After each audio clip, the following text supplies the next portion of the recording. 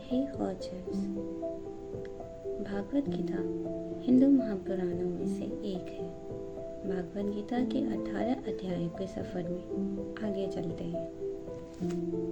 कुरुक्षेत्र के युद्ध स्थल में सैन्य निरीक्षण। यहाँ शुरुआत होती है धृतराष्ट्र के सवालों से। वे जानना चाहते हैं कि युद्ध में क्या हो रहा है, उनका पुत्र दुर्योधन और उनकी सेना क्या कर रही है, साथ ही में पांडु पुत्रों की सेना क्या कर रही है। और उसके बाद आता है अर्जुन का विषाद या दुख। आइए जानते हैं। अध्याय 1 अर्जुन विषाद योग। धृतराष्ट्र उवाच धर्मक्षेत्रे कुरुक्षेत्रे समवेतायुत्सवा मामका पांडवाश्च किम कुर्वता संजय। धृतराष्ट्र ने कहा, हे संजय, धर्म भूमि कुरुक्षेत्र में युद्ध की इच्छा से एकत्र हुए मेरे तथा पांडु के पुत्रों ने क्या किया है। तात्पर्य: भागवत गीता एक बहुपठित आस्तिक विज्ञान है जो गीता महात्म्य में सारे रूप में दिए हैं। इसमें यह उल्लेख है कि मनुष्य को चाहिए कि वह श्री कृष्ण के भक्त की सहायता से संवेक्षण करते हुए भागवत गीता का अध्ययन करे और स्वार्थ प्रेरित व्याख्याओं के बिना उसे समझने का प्रयास करें। अर्जुन ने जिस प्रकार से साक्षात भगवान कृष्ण से गीता सुनी और उसके उपदेश ग्रहण किया, इस प्रकार की स्पष्ट अनुभूति का उदाहरण भागवत गीता में ही है।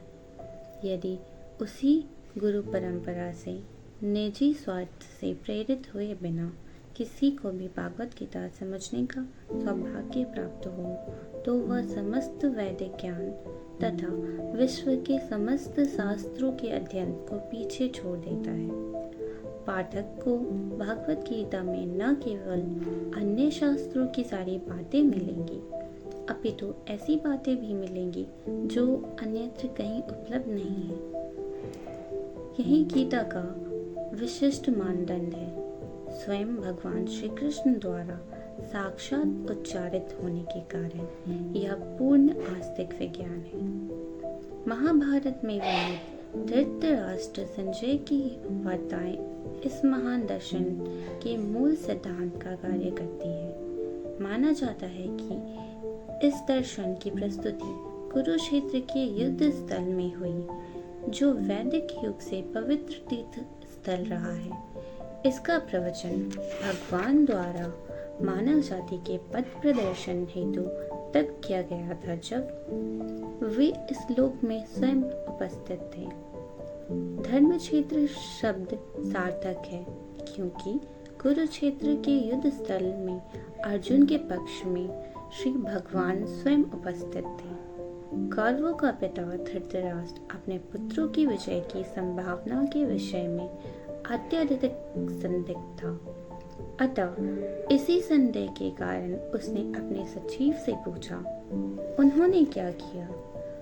वह आश्वस्त था कि उसके पुत्र तथा उसके छोटे भाई पांडु के पुत्र कुरुक्षेत्र के युद्ध भूमि में निर्णायक संग्राम के लिए एकत्र हुए हैं। फिर भी उसकी जिज्ञासा सार्थक है। वह नहीं चाहता था कि भाइयों में कोई समझौता हो, अतः वह युद्ध भूमि में अपने पुत्रों की नियति अर्थात भाग्य भावी के विषय में आश्वस्त होना चाह रहा था। चूंकि इस युद्ध को कुरुक्षेत्र में लड़ा जाना था, जिसका उल्लेख वेदों में स्वर्ग के निवासियों के लिए भी तीर्थ स्थल के रूप में हुआ है। अतः धृतराष्ट्र अत्यंत भयभीत था कि इस पवित्र स्थल का युद्ध के परिणाम पर न जाने कैसा प्रभाव पड़े। उसे भली भांति ज्ञात था कि इसका प्रभाव अर्जुन तथा पांडु के अन्य पुत्रों पर अत्यंत अनुकूल पड़ेगा, क्योंकि स्वभाव से वे पुण्यात्मा थे। संजय की व्यास का शिष्य था, अतः उनकी कृपा से संजय धृतराष्ट्र के कक्ष में बैठे बैठे कुरुक्षेत्र के युद्ध स्थल का दर्शन कर सकता था। इसीलिए धृतराष्ट्र ने उससे युद्ध स्थल की स्थिति के विषय में पूछा। पांडव तथा धृतराष्ट्र के पुत्र दोनों ही एक वंश से संबंधित हैं, किंतु यहाँ पर धृतराष्ट्र के वाक्यों में उसके मनोभाव प्रकट होते हैं। उसने जानबूझकर अपने पुत्रों को कुरु कहा और पांडु के पुत्रों वंशों को उत्तराधिकार से विलग कर दिया। इस तरह पांडु के पुत्रों अर्थात अपने भतीजों के साथ धृतराष्ट्र की विशिष्ट मनस्थिति समझी जा सकती है। जिस प्रकार धान के खेत से अवांछित पौधे को उखाड़ दिया जाता है, उसी प्रकार इस कथा के आरंभ से ही आशा की जाती है कि जहाँ धर्म के पिता श्री कृष्ण उपस्थित हों, वहाँ कुरुक्षेत्र रूपी खेत में दुर्योधन आदि धृतराष्ट्र के पुत्र रूपी अवांछित पौधों को समूल नष्ट करके युधिष्ठिर आदि नितांत धार्मिक पुरुषों की स्थापना की जाएगी।